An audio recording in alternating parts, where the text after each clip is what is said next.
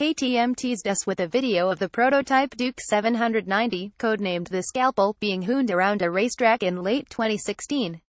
Now the production model has been unveiled at EICMA 2017 and we are pleased to report that the bike retains much of the prototype's aggressive styling. With a punchy parallel twin engine and a host of other features, the Duke 790 looks to be a serious contender in the middleweight segment. KTM's first parallel twin engine, the Duke 790, is powered by KTM's first parallel twin engine, the LC8cc for compact, and the Austrian manufacturer has really gone to town. Displacing 799cc, it features an 8-valve head, twin balancer shafts, dry sump lubrication, forged pistons, an aluminum crankcase to keep the weight down, and twin chain-driven camshafts. The parallel twin also has an uneven firing order to give it a throaty twin-like roar. Drive is provided by a 6-speed transmission with a standard fitment slipper clutch that delivers lighter clutch pull as well as reduced rear-wheel chatter under aggressive downshifts. The gearbox can also be optioned with a kick shift that is designed to provide lightning-fast clutchless upshifts and downshifts.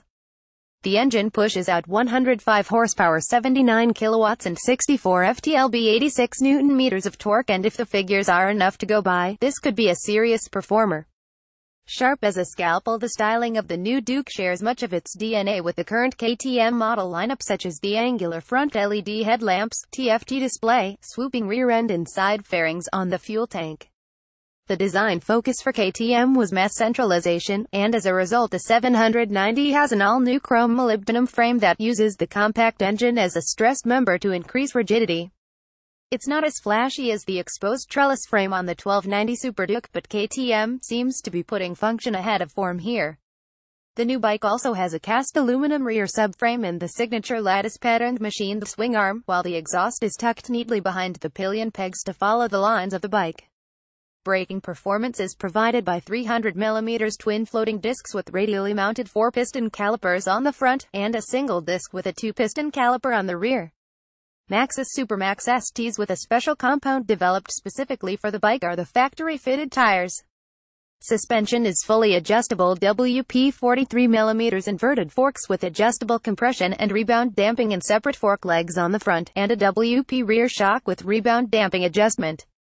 To ensure that the bike doesn't try to throw you off like a bucking bronco when you land that wheelie, a WP steering dampener has been fitted and the tipple clamps have been tuned to suit the flex of the forks, as well as allowing the rider to change between 4 different handlebar positions. Getting to grips, there are a host of electronic aids to allow the rider to set up the bike to suit their personal preference.